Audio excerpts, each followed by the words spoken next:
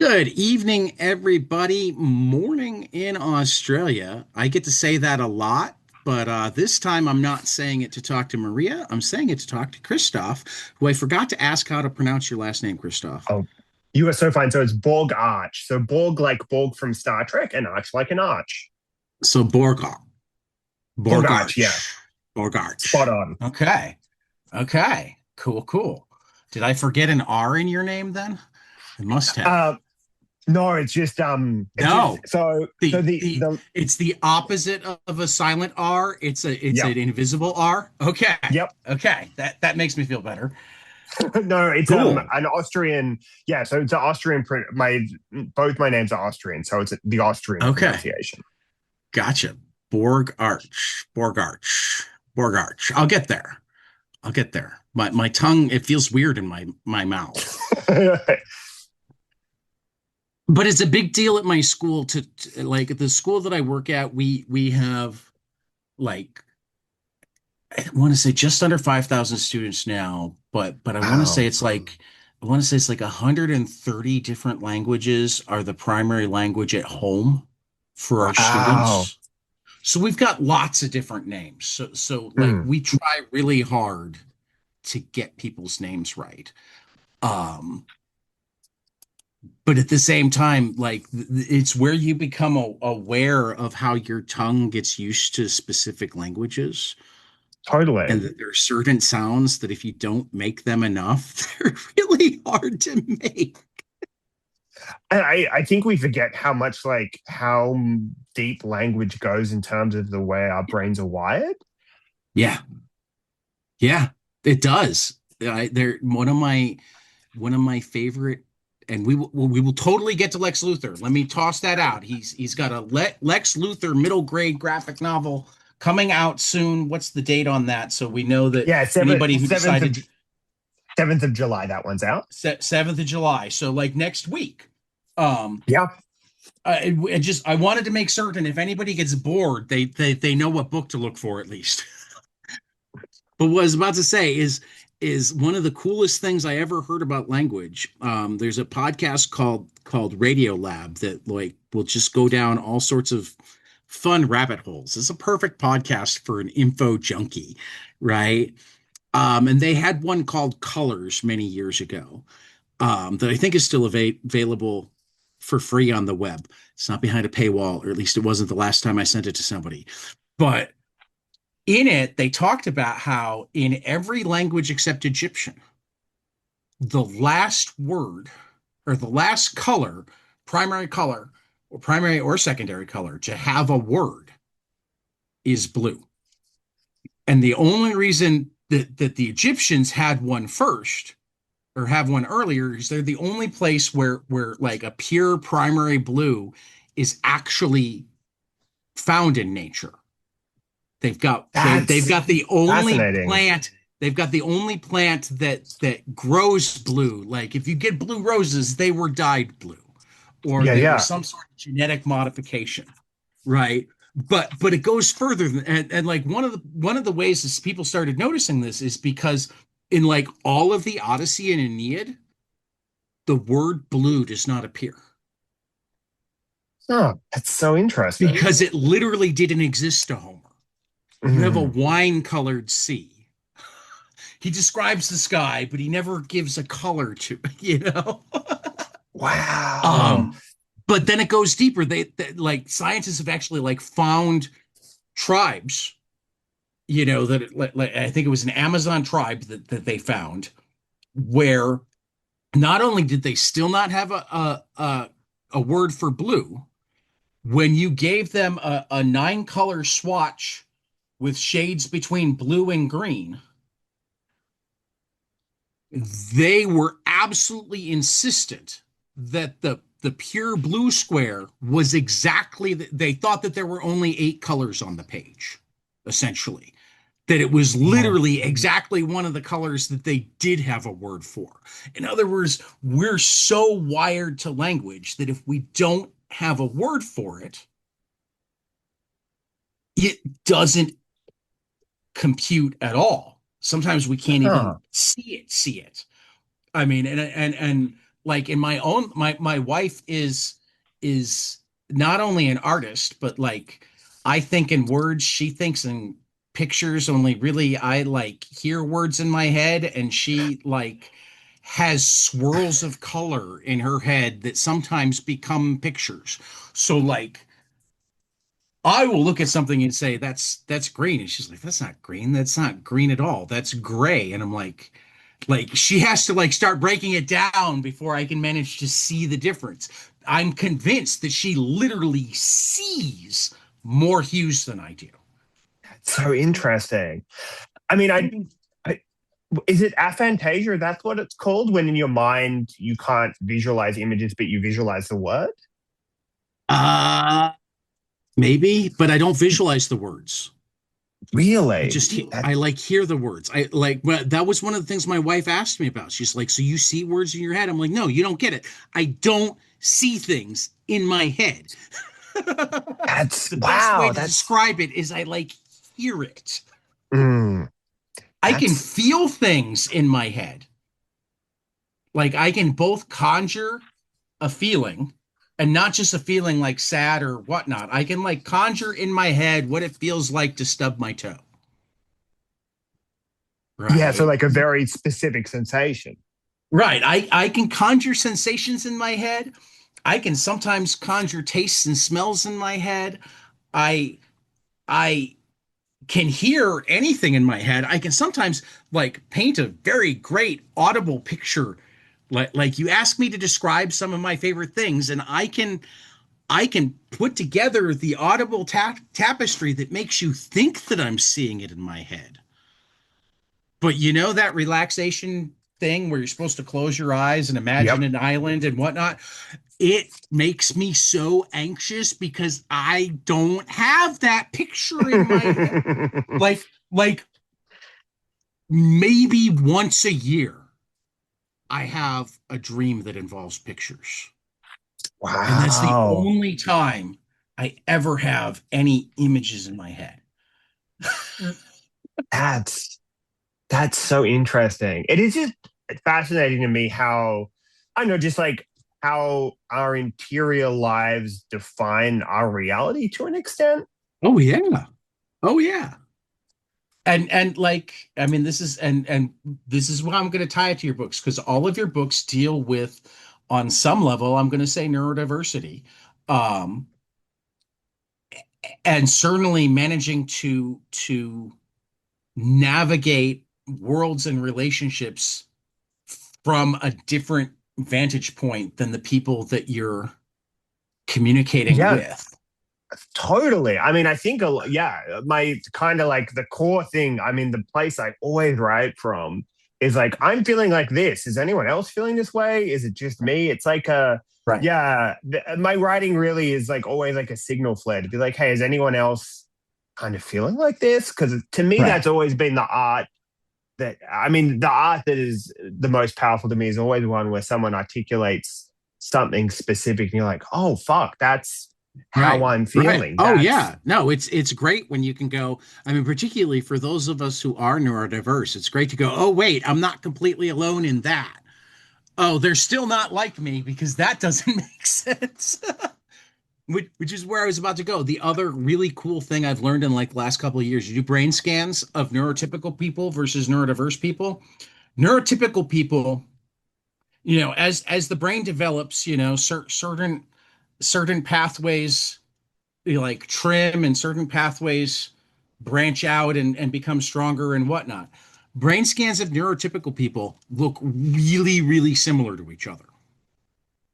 No two neuroatypical people have even remotely similar brain scans. that's I mean, that makes so much sense. And I mean, something that I think this is the experience maybe a lot of neurodivergent people have, or at least I've found people in my life have had this, is like sometimes the worst people to deal with as a neurodivergent person is someone with your same type of neurodivergence, but it affects them differently.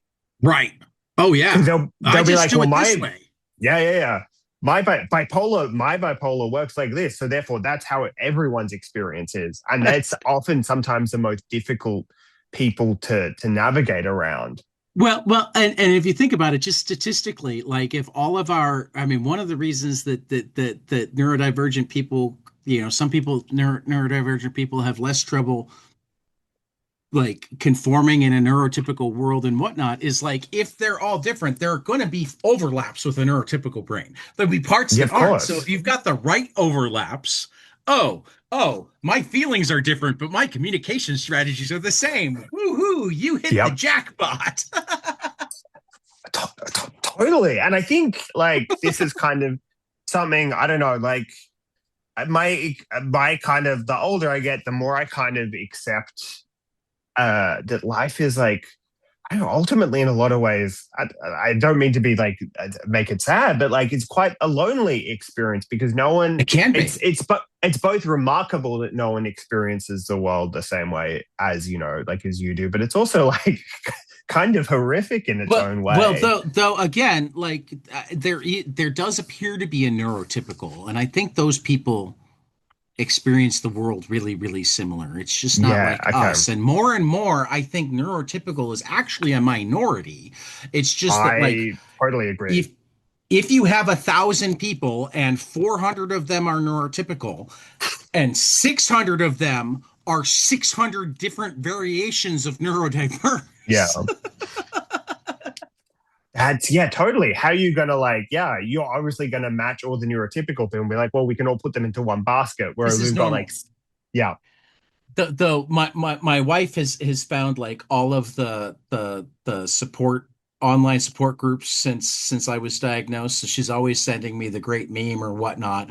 And my favorite is still fire was invented by the neurodiverse guy in the back of the cave banging different types of rocks together to see what happened, while all of the neurotypical people were out front talking about their hair. that's great. That's no, that's fantastic. And I mean, I think like that's to me what I find most comfort in is when you find those moments of like, I don't know, like yeah, like whenever as we were talking about before pod, I was diagnosed with bipolar 2 close to 10 years ago now. But like whenever there's like a meme about that experience, I'm like, oh, it hits harder and it brings you a Right, comfort because you're like right. someone else Someone has, else. yeah. Yeah, well, and also like particularly when like I'm so happy like because there is more and more medical research for a lot of this stuff, though so spread out across the world and part of so many mountains of data that you can't expect any doctor to know it already unless they start looking for it. And it's really hard to look Mm, for things that you don't have a name for. Right. So the other thing that's been great for me, with her doing this is she'll come across stuff and she'll go, Tad, is this what you were trying to explain to me? And I'll go, yeah. And she's like, oh, this person has it and it's called this. So we should ask about this. And then I'll ask about that. And they'll go, I've never heard of that. Let me do some research. And the next time I talk to them, it'll be like, oh, yeah, this is totally you. And let's try this and this and this.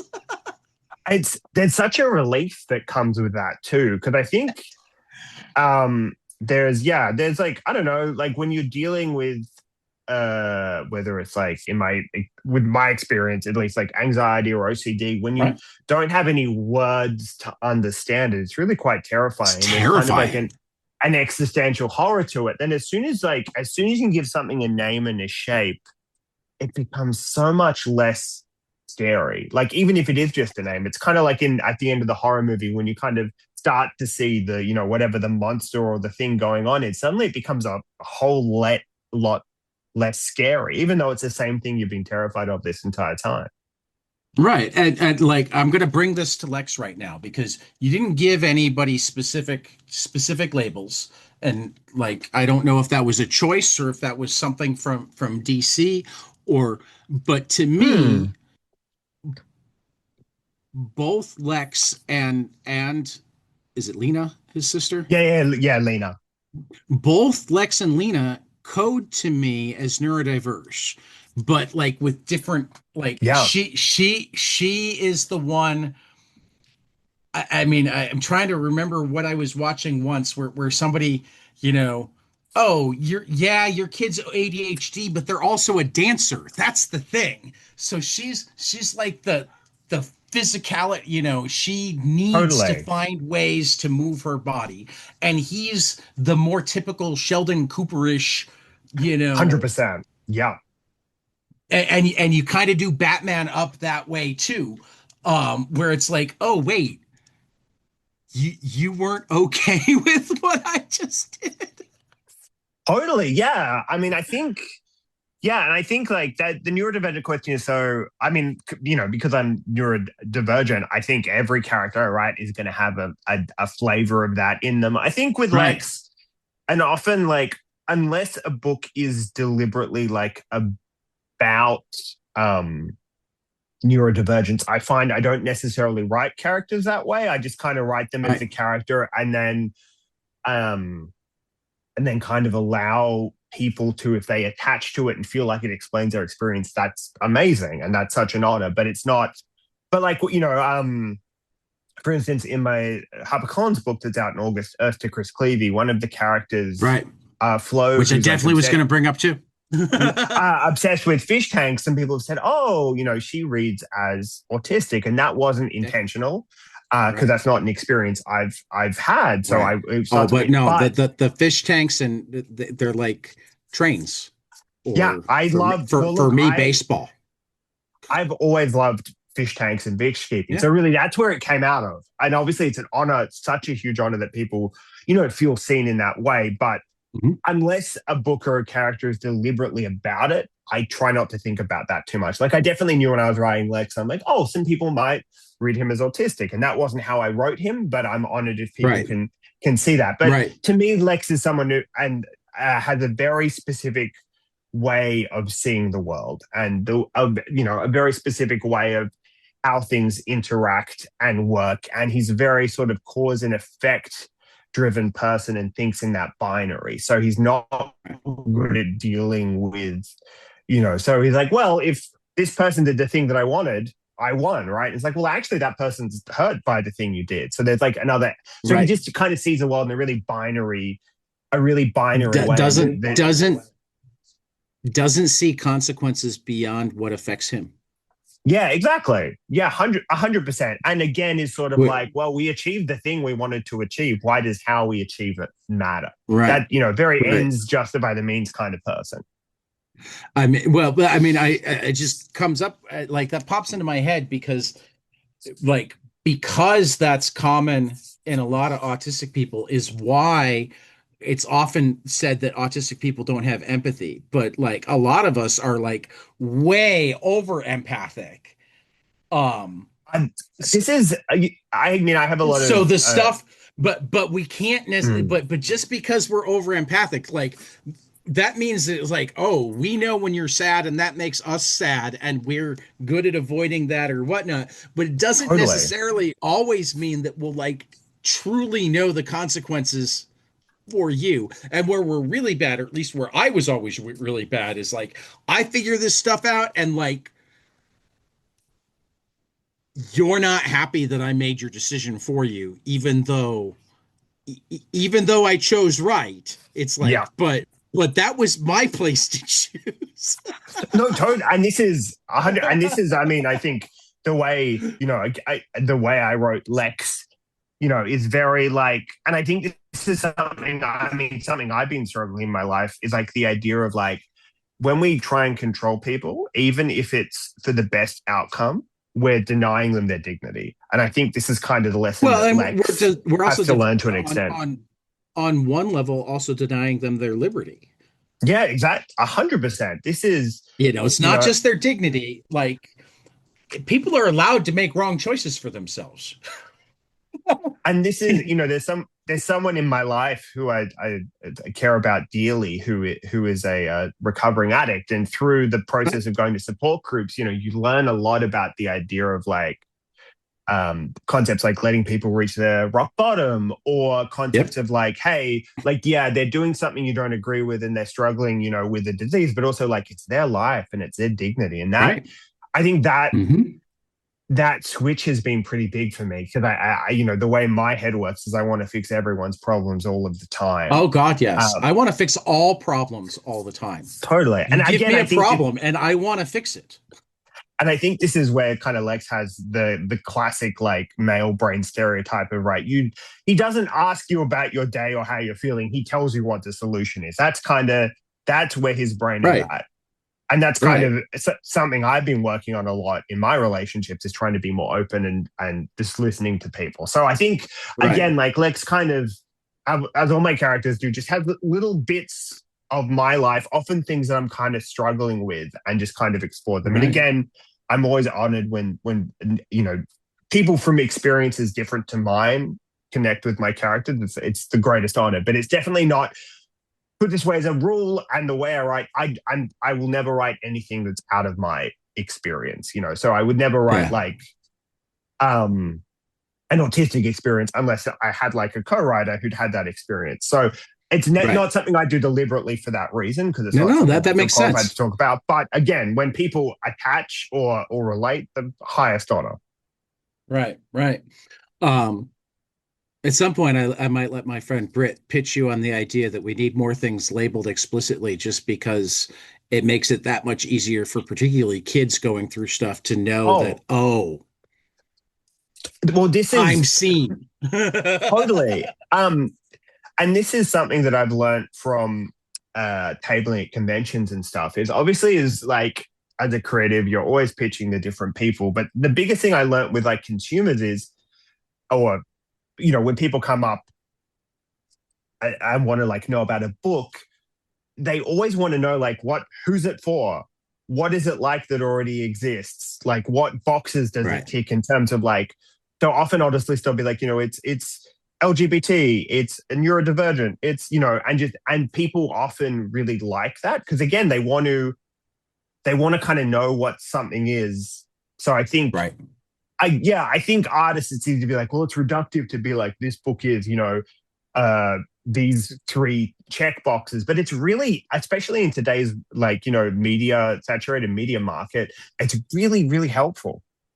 I mean, I'm all for it being like 50 check boxes rather than three. But I mean, even not as a consumer, speaking as a teacher, sometimes I mean, I gave a 100%. book. I gave a book to a I think it was his seventh birthday. I gave a book to the child of a friend of mine that that I gave to them just because I thought they'd like it. But the fact that it had a non-binary character within a year after them kind of deciding that they were non-binary made them go over the moon. Oh, And I had that and I totally. hadn't even thought of that. That wasn't Yeah, why I gave them the book. And for that matter, the book didn't spend a lot of time, but it did explicitly make one of the characters non-binary. Um, so like, I mean, that's just something that I wish and you do it. So I'm not saying I wish that you would do more, but I wish we saw more no, in no, pop culture, period, is just like you don't need to make a story about the condition to have somebody who has that 100%. named condition, as long as they also act appropriate to both the condition and the story in whatever.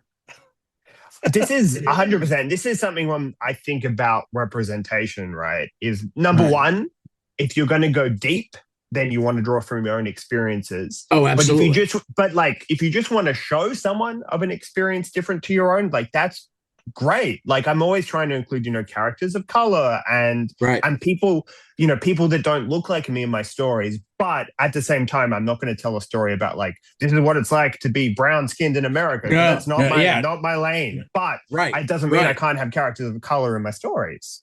And that's Right. kind of the two elements of it. You go Right. deep with your own experiences, and you can go not and then you can have people that don't look like you in your stories, but just don't Right. talk about their struggles in a way you're not qualified to. Right. Right. But yeah, so talk to me about how the Lex Luthor gig came about? Was it Yeah. something you pitched? Was it something where they went, "Oh, we like Christoph's work. Hey, would you like to do something?" And I do have follow-ups.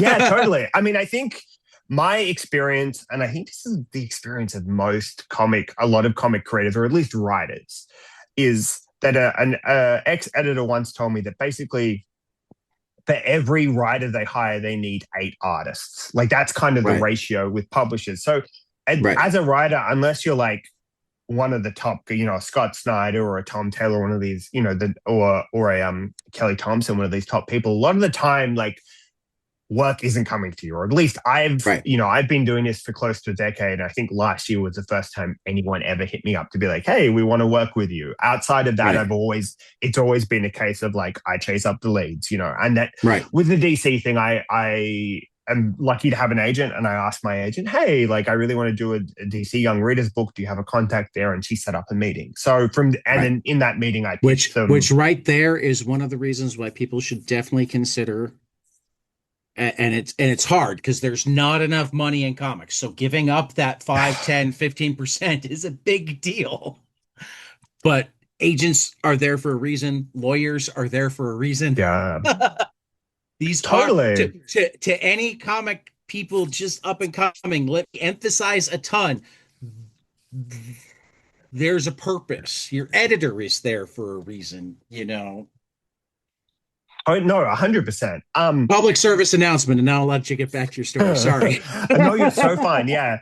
So I came with them with I think like maybe I think it might have been 3 or 4 ideas, but there were two that I was like, as is always the case when you're like doing a scattershot pitch, there's always like one that you're like, this is the one I want. And funnily enough, the one I was really passionate about was the Suicide Squad, but they're in detention. And who would have thought that DC was skeptical about using the Suicide Squad for children? Who could have possibly predicted that? So the other kind of I idea mean, I had, they have had a Johnny Constantine, look, I would still love to do it and one day, but There are yeah, Suicide Squad movies, and they've done a Harley Quinn. look, So I would love to do don't it give one. up. That's what I'm saying. But that was, for whatever reason, that was the idea that I was like, this is the idea they're gonna love, and the one that they actually kind of gravitated towards. I won't say like half-assed because I cared about the pitch a lot, but it was sort of when I half an hour before the meeting, I was thinking of other ideas, and I was like, oh, what if I did like. I like remember growing up, there was like Dexter's Lab and so many kind of cartoons and shows about like young geniuses, young evil Right. geniuses. Okay. So I was like, oh, what if I just pitched like it's Artemis Fowl, but it's Lex Luthor, and instead of fairies, they're superheroes, and that was Right. essentially the core of the pitch. And then from there, I feel like it's very much become its own thing. But that really is how I pitch it to people. It's like, hey, it's Artemis Fowl, but it's Lex Luthor. Which I feel bad because I've heard you say that, and I still haven't read Artemis Fowl, so I I kind of know they what that means. Yeah, no.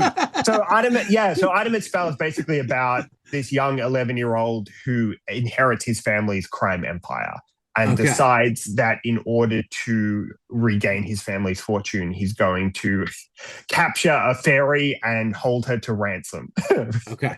Okay. That And that like if you look at the Lex Luthor, it's like it's very similar in a sense about right.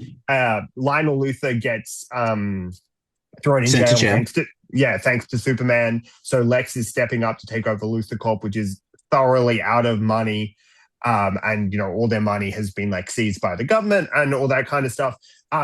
So he decides he's going to kidnap Lois Lane, so that so that he can get money and Superman's weakness from Superman, and that's kind of where we start, and then it goes off in a very different direction. So, But it is quite similar.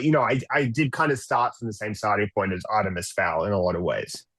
so I'm gonna ask this question where in a way that I hope allows you to decide how spoilery you get. Um, there are some characters that you use that I didn't immediately expect when I opened the book.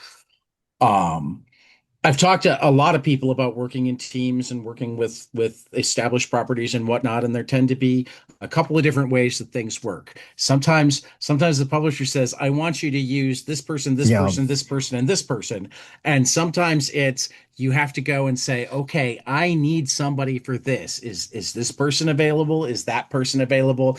Are any of these four people available? Or even just okay." Who can I use to play this role? Yeah, So like kind of how did that work for I mean totally. there are two major and then a slew of minor characters that aren't automatic. I expect them in a Lex Luthor book. Um Yeah, I mean, so I think we can do. So Batman is in it. I mean, that's mentioned on like the back cover and in description. So okay. Okay. that's like an open secret that involves Okay. Batman. So the great thing about the DC Young Readers books, and that they told me this from like the get go when I pitched, was like they're not canon, so you can do whatever Right. you. So immediately you Okay. have so much freedom, and I thought it's more a case of like I need a character that can do X, Y, and Z who would be a good fit, and then kind of looking through the roster. Um, so like that said, I think the core, I always knew like the core was going to be Lex, and then Slade is like the, yeah, as again to compare it to Artemis Fowl. Artemis Fowl has like an indentured servant and bodyguard called who's just called Butler. And it's also like a trope. It's also like a trope in a lot of kid stuff to have like the kid, Right. and then he's got his sidekick who's like the, the big strong guy who's, The who's like a the badass. babysitter, the one that prevents him Yeah. from actually getting in trouble for his worst incident. Yeah, totally. It's such a trope. So, and so that to me, just Slade Wilson just felt like the perfect fit for that, both in terms of his Right. moral ambiguity, but then also like just who he is as a character and what he can do. Um, And I assume one appearance was an homage to your Suicide Squad pitch. no, oh yeah, yeah. No, that was just. I think so. The other thing I really wanted to do with this book is I wanted it to feel big. So like I'm like, even if we Okay. never get to see, so there's a scene towards the end that involves a lot of different characters. Um, and I just kind of wanted like how many different corners of the DC universe can we kind of Okay. bring in? And Okay. yeah, so for me it was just like, and that was kind of the other rule I did is like really making sure that, oh, if I need a character to do something, let's just not do it. If possible, let's just not do a filler character. Let's actually use like a DC character. Right. Right. So And that's kind of my other deliberate rule that I set for myself with it well, is like, well, oh, I always want to be pulling from what's there. and this is where I will spoil one minor thing Yeah, just of because course. Tom King I'm very friendly with and I love that he has made Kite Man a thing and Kite Man Oh yeah, manages to yeah. make a Of completely course. inappropriate a completely Tom's so proud of that too. The fact that somehow he made Kite It's Man into a thing. it's oh yeah, it's wild. But also like that's the other thing. It's like I kind of wanted to like acknowledge where the DCU was at. Like, why it's not Right, canon. It's like, well, I know Kite Man's a thing, so why wouldn't I put like Kite right, Man in it? right, So yeah, right, that was very deliberate as well as to like, all right, think about obviously the characters like I like and are attracted to in the DCU, but also like, oh, who is right. kind of the who are the But characters that kind of have heat at the moment? how is it that like you take the war of jokes and riddles, and the biggest thing that came out of it was Kite Yeah, that's a good point. I mean, Man? yeah, the I mean, fact that don't he get was me like wrong. Go ahead. I mean, yeah, the fact that he's like the linchpin to the climax of that story. Right, right. I mean, don't get me wrong. It also introduced what's become a much darker Riddler. I don't think I'd seen the Riddler that dark before Hmm. that line, but that wasn't like the immediate effect. Like the Kite Man, hell yeah, it was the immediate effect. Totally. And I think there's a lot of like fun to be had in going back to those like old characters and making them scary or not even scary, Right, making them like serious. Like I'd love to right. see someone like do like like or uh, like the way that James Gunn handles Polka Dot Man. I know, but I'd Right. love to see someone like take Calendar Man in like a more sinister direction and stuff. Some of these silly characters, I know it's always as a fan, Right. it's always refreshing to see like it's like, oh, this is what they could be like if we kind of Right. revamped them and made them like edgy or serious. That always, Right. as a fan, I love that. Well, and it's particularly cool when it's like somebody shows you, oh, this character wasn't as dumb as you thought. I mean, I think Yeah. both in I mean, it was always one of my favorite characters that I thought was underutilized, but both the Into the Spider-Verse movie and Chris Condon's current run on what is it? Reborn Ultimate something. It's a Yep. mini series that Yeah, I he's know. doing out I of know the the one you're talking about. Yeah. right, right. I love getting to see Spot used well. Yeah. Yeah. I mean, Because it's I such a remember cool power to be able to make the hole in the world and have it come out wherever you want it. it's Like, it's visually so interesting. Yeah, because I think right. was he? I don't know if he was he invented for the Mark No, for he was in the like Spectacular Spider-Man. oh I wow, like okay. have the first appearance and have had the first appearance Wow. forever. Um, Because my be first thing just my first because like encounter I go ahead. sorry. I was gonna say my first encounter with the Spot was Mark Waid's Daredevil run. So I just assumed Right, that he right. made the character. No, no, no. I want to say the first one was uh Spectacular Spider-Man in 1995, number Yeah, okay. 98. Okay. He feels like a 90s character.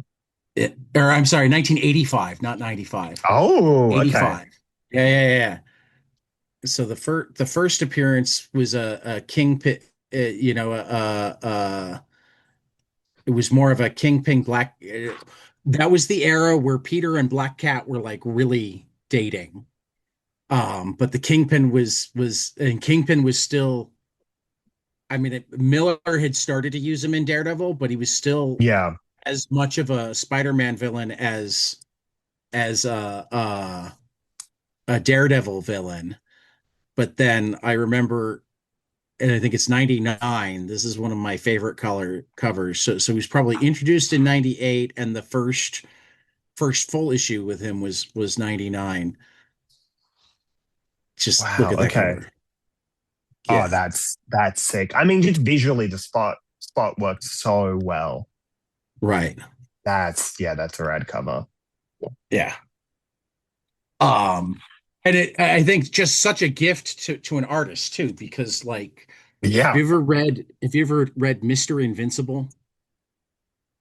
No. I It's a mean, the comic French. Invincible. Oh No, no, no, no. it's literally It's called a Mister French. It's a Invincible. French. Yeah, it's a French comic, and it's like 1 to 4 page gag comics. But Mister Mm. Invincible's power is that he can move between panels. Huh. Did that the power sounds familiar. I feel like I may have heard of this. Right.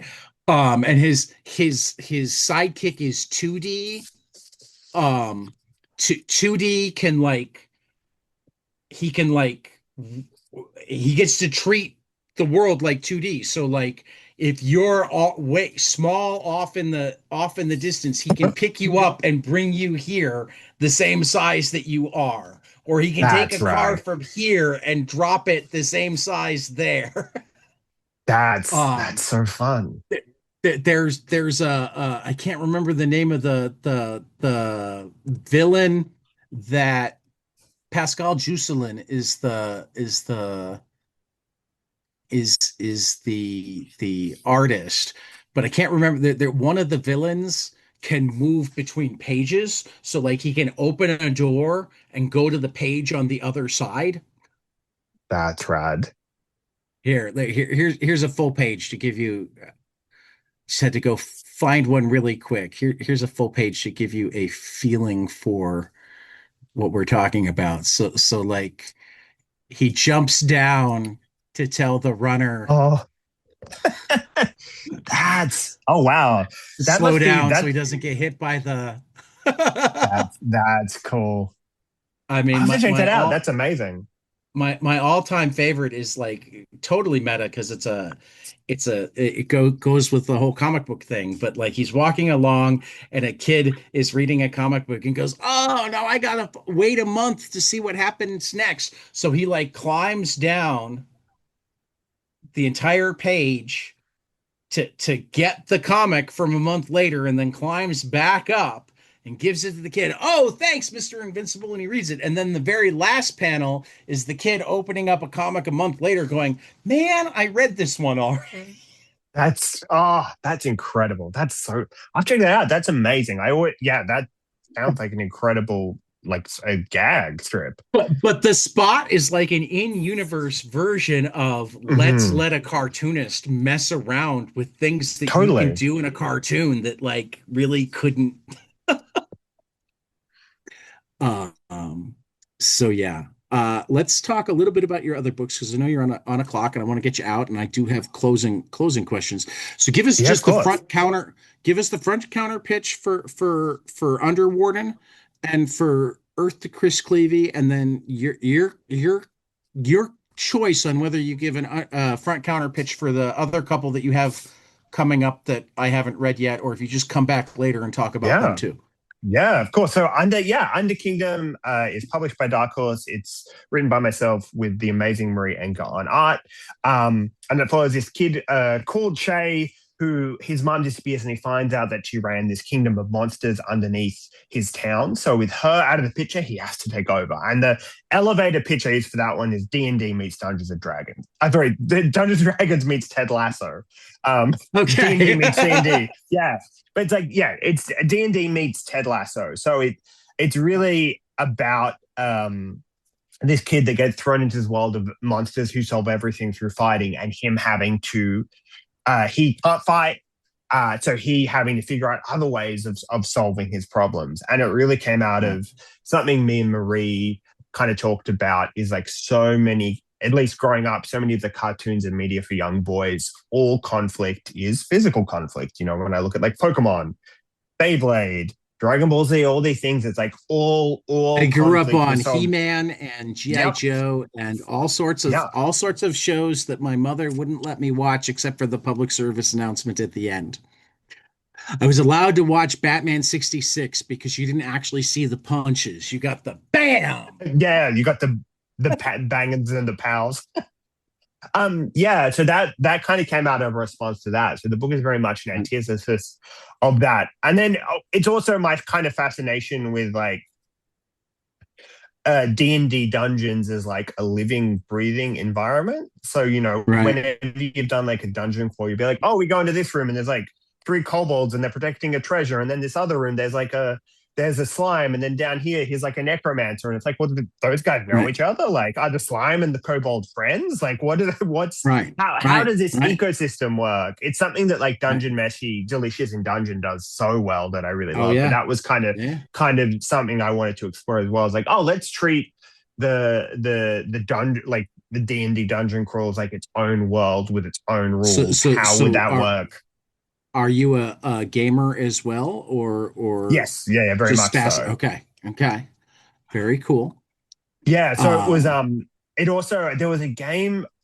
Funnily enough, it's a game I never played, but growing up, a lot of my friends played it, and it scared, for whatever reason, it scared me. And that seems to be a big part of my writing, is just revisiting things that scared me. But the game Dungeon Keeper, that was a okay. big influence.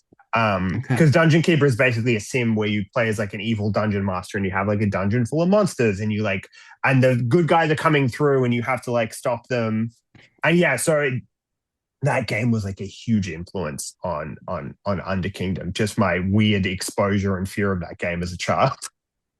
Okay. Okay. Very cool. Um, I do have to ask the quick question. It kind of ends on a yeah, cliffhanger. Will there be more?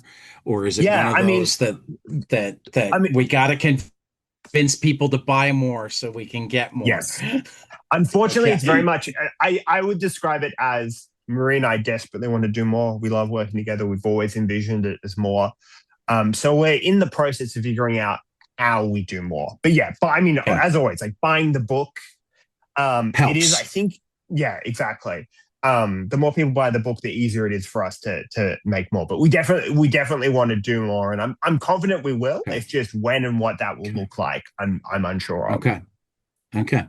And the Chris Cleevy front counter pitch, Yeah, because yeah, I yeah. love So this book. I love this book. thank I you. mean, I kind of want to have you come back just to talk about this book I sometime would love that. Yeah, for sure. because like yeah, it hit me. It hit me in the feels. Oh, I'm so happy to hear that. Yeah, it's definitely so. As to Chris Cleevy is about a kid, Chris Cleevy, who his mum gets a boyfriend, and he's convinced that his mum's new boyfriend is an alien. And then at the same time, he's starting to develop OCD habits. So really, I mean, as to Chris Cleevy is like, it's not autobio. Like I didn't grow up in New York. Like it's not autobio, but his experiences with OCD and a fear of aliens are based almost directly on what I dealt with as a kid, So like I've added a bit of like the sauce and like the specificity of the aliens and stuff. I was made up for the book, but like as a kid, I was just like sure that like if I didn't switch the light on and off enough or wash my hands properly, do this or that, like the world was screwed and we are going to get invaded by aliens. Yeah, it would lead to this completely non sequitur. Yeah, and so that I spent like a good 5-6 years of my life living like that. So that's Right. really what the book is about. Because I'm like, oh, it would be nice if like people who are going through this know that they're not It's alone, and not this is actually a right. thing that has a name, it has That symptoms, and it that has treatment. yeah, yeah. That they're weird, but they're not broken. And they're Yeah, weird in the 100%. good way. They're weird in the Yeah, good way, no, but they're not totally. So broken. They might be mildly sprained because, like, when it gets in the way of them being able to be happy, then you got to work around it. But I don't like to totally. think of it as, I mean, sometimes it's broken, but I don't like to say that it's automatically broken. I mean, like, it's so hard to find the right words as somebody who's lived through it. It's like, no, there were times where I was broken and I had to fix myself, but it wasn't purely because I had this or that. It was because I had this or Mm. that and hadn't learned how to deal with it and hadn't created the environment where I was safe with it, and Yeah, totally. I just think a lot of the time it's weird and like strange. you were just trying to deal with problems that you didn't have the tools for. And I Right. think that's kind of at Or the heart of the often book is even the like words to describe. 100%. And I think that's kind of Right. like the heart of Chris Cleevy is like, hey, it doesn't go away, but it does get more manageable when you have the words and the techniques to Right. deal with it. And that's kind of the message of, yeah, I of the mean, real message I hope people get out of a book like Chris Cleevy is like, hey, like these big things, when you share them with people, you often can find out other people had the same experiences, and suddenly they become a little smaller, a little easier to manage. right.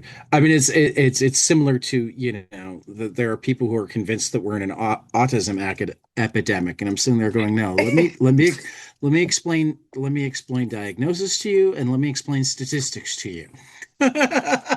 Also, the people who say that, it's so funny to me. It's like, have you looked at all of history? Like, Right. there are so Like I many said, people that let me explain how diagnoses work. Until you come up with criteria and words, you can't have a diagnosis. And now let me explain statistics because like you explain how diagnoses work and they're like, well, yeah, but even since we've had this diagnosis, it goes up this much every year. It's like, yes, but let's look granularly. The rich white boys who were the first group that really got diagnosed, their level yep, hasn't changed. What's happened is non-rich white boys, and then boys of color, and then wait for it, girls have been diagnosed, and their rates have risen to the fact they're to the point where it's like, oh, wait a minute, maybe it's not something that's more prevalent in boys. Maybe yeah, we were just harder at diagnosing. totally. Maybe Maybe it it's displays something that differently. is not more prominent in white boys. Maybe we just had a problem with deciding that the black boys were bad rather than autistic. Yeah, I mean, this was the thing growing up, right? You were either like there wasn't neurodivergent, neurotypical. It was like you're a good boy or a bad boy. And now I'm Right. like all the Right. all the naughty boys, I'm like, they just had unmedicated, they weren't Right. had unmedicated ADHD, or like they were just forced into a system that didn't work for their brains and no one made And any accommodations. like credit where credit is due. Part of the reasons that we started managing to do this is because rich white parents didn't want their rich white sons to face consequences, so they needed to come up with reasons. And not everybody can So just true. become a Supreme Court justice to avoid their consequences. Incredible. I like beer, okay? You're allowed to like beer. But if that's your answer to Congress, you just failed your fucking job interview. God. I don't know What a how time we to be alive. missed that one. I don't know how we missed that one. Sorry, a congressional hearing is a job interview. What job, apparently other than Supreme Court Justice, could you behave like Brett Kavanaugh behaved in his confirmation hearings and get the job? It's honestly, it's truly buck wild. I feel like part of the reason that like mental health stuff is, I don't know, becoming more open as well as like the world we live in. I think everyone just feels like everyone feels like their how they're feeling doesn't line up with how everyone else saying reality is, because everyone's Well, saying this and is normal, this is how things are, and it's like seems pretty weird to me. right, before I forget, I'm going to quickly say Earth Chris Cleevy comes out August 26th or August 25th, I'm sorry. That Um, but yeah, no, I think also particularly for the United States, we are so built on generational trauma, like from the get-go. And also, like the reason that anybody gets away with calling us a Christian nation, even though from the get-go we've tried very clearly to make it like read the damn First Amendment. Actually read it. Don't listen to what the court says about it. Read it. Or listen to 22 panels on Saturday or Sunday or Monday after we have our book club on Constitution Illustrated and Declaration Emancipation Illustrated. ooh. Um, but is that like the Christians that came here were the ones that Europe didn't want? Yeah, they were like the weirdos. We started with the crazy Christians. The Christians that like took things too far, they went, here's the Mayflower, see you later. The guys that were like weird in church, they're like, what if we all put them on the same boat and sent them away? Right. Right. I mean, in some ways, that's where Australia was lucky. You got sent the criminals that weren't necessarily actually criminals. They were just like not friends of the crowd and not crazy Christians. Because the crazy Christians could go to America. Yeah, they had a place. Right. I'm sorry, we could riff way too long on this. So I'm gonna since all right, those savvy enough, and I'm making it so you don't have to be savvy. We'll notice that I had to cut because we wound up having more technical difficulty than I realized the last time around during our closing questions. So we've gotten back together like about what 6 hours later, something Yeah, like about that. that. About 6 hours later. So wee hours of the morning for me now and mid-afternoon for him now, kind of a flipping of what we had before. um to ask the closing questions and get a clean recording. I will also say on air, in case I forget to do it in like, a phone call, which tells you about how I communicate with my family, because this message is for my mother and brother, who I know listen to all of the episodes. If you ever listen to an episode and the audio is particularly bad, please let me know so I can go edit it. That's so that's Because so it's dumb wholesome. luck that I decided to listen to the end just to make certain this time rather than going, well, most of the time, even when I can't hear the answer, it picks up. Yeah, yeah. on the other side. So that's what I'll say. And you're okay. You're not frozen again. For a second, you froze. Okay, so we got to move. Well, Yeah, everything's I was working like, properly. oh Damn no. undersea cables. So I've been doing this podcast for a little less than 5 years now, and I feel like I've entered the twilight zone. The number of people who are friends of mine, the experiences that I've gotten to have, the things that I get to see ahead of time, or conversations that I get to have. I mean, I'm up at 1 o'clock in the morning talking to my new friend Christof in Australia. I hope you're my new friend because I've really Of enjoyed course. talking to Yeah, you. it's been wonderful. Right. So I feel like I live this surreal life where I have all of these memories where it's like, oh wait, is that really like my life? I mean, now when I say Chris, my wife has to ask Cantwell or Condon or your cousin. Oh, the dream. You know? And that's like when oh, who are you texting with? Chris, Cantwell or Condon or your cousin. It's the dream. A myriad of Exactly. Chris's. Right. Don't even get us started on some of the even more common names in the world that were already hard before we added in comics people. But anyway, uh, I find that everybody in comics, everybody in arts in general, has this kind of blessed experience where it's like, oh wow, this is the life that I lead. That's just so cool. So I've started collecting those stories, those surreal, tell me about something Yeah. because you're comics that you Yeah. have that's just I like, oh mean, my God.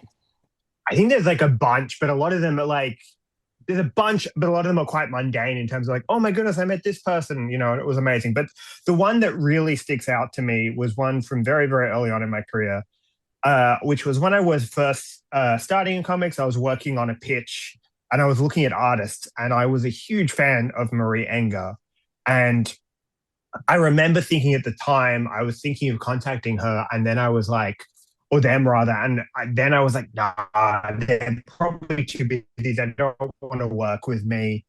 And then, I met Marie at a convention maybe like 6 months later. We became friends. And then maybe another 6 months after we met, they were asking me to pitch Under Kingdom with them. And now, they're one of my best and closest friends. And so that to me is like an experience where I look back and think, oh, isn't it wild how I don't know, I just thought this person wouldn't want to have anything to do with me. And they're actually like a really wonderful and, close friend. So I think that's the magic of comics, is that we all have this connective tissue. And I mean, I have my, We support really, network.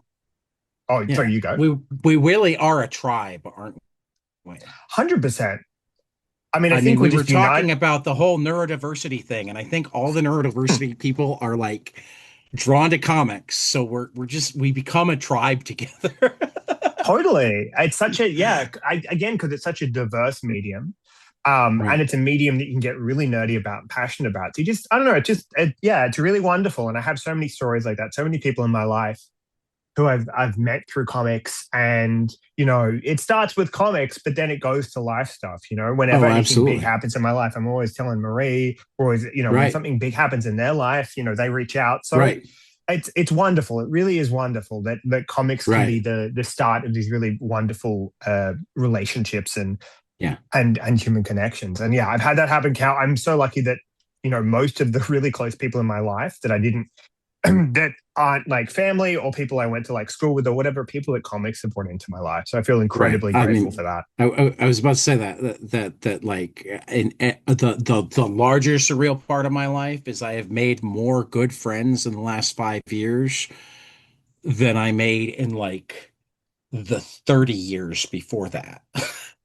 That's and this is like, I think when people talk about comics and the comics will break your heart thing, which is true, but it's the comics business will break your heart. For the most part, the Right. people are incredible.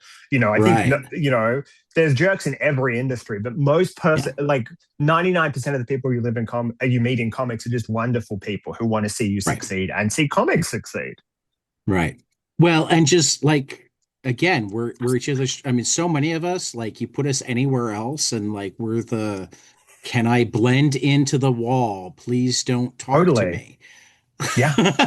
But as soon Yeah. as it's like, oh, we both like comics, now we can talk about stuff.